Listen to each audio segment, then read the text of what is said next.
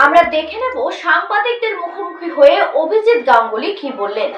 অপরাধের সব প্রমাণ নষ্ট করে ফেলার জন্য মুখ্যমন্ত্রী তার নির্দেশে পুলিশকে দিয়ে এই কাজগুলো করিয়েছেন। আজকে জানা যাচ্ছে যে 12-13 জন পুলিশ আধিকারিক সারাক্ষণ ওইখানে ছিল। সময়ের যে তফাৎ, কখন পুলিশ জানতে পারলো, কখন এফআইআর হলো, সেই তফাতের কোনো ব্যাখ্যা আজ নেই। মুখ্যমন্ত্রীর নির্দেশ ছাড়া এখানে এই ঘটনা ঘটতে পারে না, যেখানে মৃতদেহ তাড়াতাড়ি নিয়ে গিয়ে তাকে পুড়িয়ে দেওয়া হবে। এই মৃতদেহের সেকেন্ড পোস্টমর্টেম যে করা প্রয়োজন তা সবাই বুঝতে পারছিল, কিন্তু যেহেতু মেয়েটির বাবা মাকে পুলিশ আলাদা করে রেখেছিল, মৃতদেহ নিয়ে দৌড়ে পালাচ্ছিল, তাড়াতাড়ি মৃতদেহ পুড়িয়ে দিতে হবে, না হলে আসল প্রমাণ সংগ্রহের যে ডেড বডি সেইটাকেই ধ্বংস করে দেওয়া যাবে না। সেই জন্য পুলিশ তাড়াতাড়ি করছিল পুড়িয়ে ফেলার জন্যে। এটা সম্পূর্ণ তো মমতা ব্যানার্জির নির্দেশ ছাড়া হতে পারে না। আমি তাই মমতা ব্যানার্জিকে এই মামলায় একজন অভিযুক্ত হিসেবে জিজ্ঞাসাবাদ করার জন্য সিবিআই এর কাছে দাবি জানাচ্ছি। মমতা ব্যানার্জি একজন অপরাধী, তিনি সাক্ষ্য প্রমাণ নষ্টের সব রকম কাজ পুলিশকে নির্দেশ দিয়ে করিয়েছেন, না হলে মৃতদেহটি এত তাড়াতাড়ি পুড়িয়ে দেওয়া হতো না। পুলিশ একটা ভান করে বলেছে যে সেই মৃতদেহ তার বাবা মাই দাহ করার অনুমতি দিয়েছেন।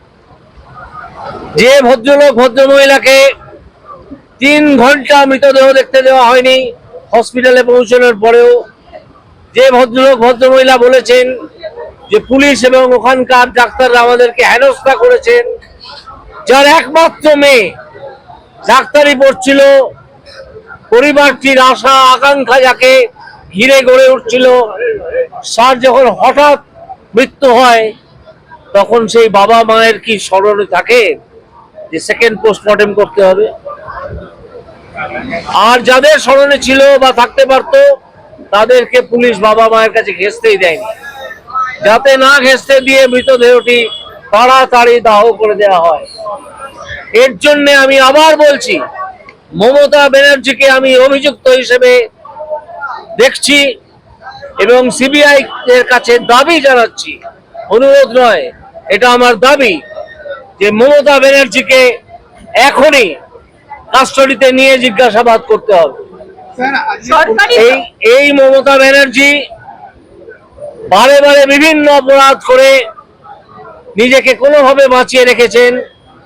সাধারণ মানুষের ক্রোধ কোনো রাজনৈতিক পতাকা ছাড়াই ফেটে পড়েছিল 14ই আগস্ট রাতে, আজও বিভিন্ন সময় ফেটে পড়ছে। কখন সাধারণ মানুষ এইভাবে বেরোয়? আমরা সিঙ্গুর নন্দীগ্রাম দেখেছি, আমি তখন আইনজীবী।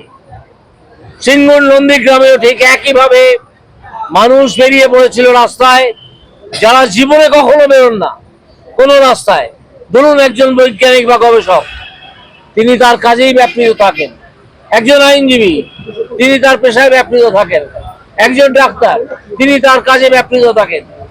এখন আর এই বিভাগগুলো নেই, সবাই মিলেমিশে নেমে পড়েছেন একটাই কথা বলতে, এইটা দফা 1, দাবি 1, মুখ্যমন্ত্রীর পদত্যাগ। মুখ্যমন্ত্রীকে পদত্যাগ যদি তিনি করতে না চান, তিনি করতে চাইবেন না, কারণ বিভিন্ন কেলেঙ্কারি তাকে তাড়া করেছে, বিভিন্ন কেলেঙ্কারি। এই তাড়া করার মধ্যে দিয়ে তিনি এখন দৌড়ে কোনো রকমে বাঁচতে চাইছেন, তাকে টেনে নামাতে হবে।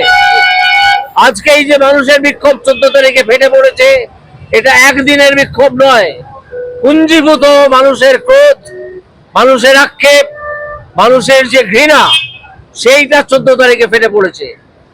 এই মুখ্যমন্ত্রী একজন অভিযুক্ত এই মামলায়, তাকে ছেড়ে রাখলে চলবে না। এবার করছেন, পথে নামছেন, বিক্ষোভ করছেন, দুয়ারে সরকারে এরকম কাউন্টার খোলা হোক, তারা জানাবেন, বা ফেসবুকে ফর্ম দিয়ে দেওয়া হোক, তারা জানাবেন। দুয়ারে সরকারে আমি স্পেসিফিক অভিযোগ করছি, আমি যখন ভোটের প্রচার করছিলাম আমার এলাকা, আমার কনস্টিটিউয়েন্সিতে দিনের পর দিন শুনেছি হিন্দু এবং মুসলিম দুপক্ষের কাছ থেকেই শুনেছি যে তারা দুয়ারে সরকারে গিয়ে বিভিন্ন প্রয়োজনে নাম লিখিয়েছেন, কেউ বার্ধক্য ভাতা, কেউ বিধবা ভাতা এসবের জন্যে, কেউ জল পাওয়ার জন্যে এলাকায় কিচ্ছু হয়নি। সুতরাং এইটা একটি রাস্তার ভাষায় বলতে গেলে ঢপের চপ। কিন্তু সরকারি প্রকল্প থেকে বাদ দেওয়া যায় এইভাবে? সরকারি প্রকল্প তারা তাকে- নেবেন না, প্রতিবাদ করছেন বলে দেওয়া হচ্ছে যে তারা লক্ষ্মীর ভান্ডার নেবেন না। আরে দূর, ওদের কথা ছাড়ুন। ওদের তৃণমূল কংগ্রেস পরিচালিত সরকারের বৈধতা নষ্ট হয়ে গেছে, এটা জেনে রাখুন। যেদিনই মানুষ সারা পশ্চিমবঙ্গ জুড়ে 14 তারিখ রাত্রে লক্ষ লক্ষ মানুষ রাস্তায় নেমে পড়েছেন কোন রাজনৈতিক দলের পতাকা ছাড়া, সেই দিনই বোঝা গেছে এই তৃণমূল কংগ্রেসের বৈধতা নষ্ট হয়ে গেছে, তারা আর বৈধ সরকার নয়। এটা তো রাজ্য সরকারের আরেকটা দুর্নীতি ঢাকার অভিপ্রায় ছিল। তারা একটা কমিটি করে দিয়ে যে কাগজপত্রগুলো থেকে, ওদের কি সন্দীপ ঘোষ নাকি এক ভাইপো আছে, তার সব দুর্নীতিগুলো যাতে ঢাকা দেওয়া যায়, কাগজপত্রগুলো একটা টাস্ক ফোর্স নাকি ঘোড়ার ডিম তৈরি করেছিল, সেইটার হাতে তুলে দেওয়ার চেষ্টা করেছিল। সেইটাতে বাধা পেল আজ, এবং এই কাগজপত্র সিবিআই নেবে। সিবিআই থেকে যেহেতু আর্থিক দুর্নীতি, ইডিও নিতে পারে।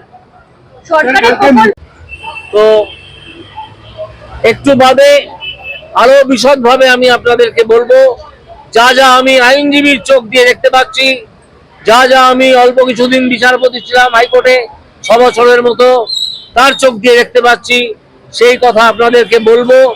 আপনারা একটু অপেক্ষা করুন।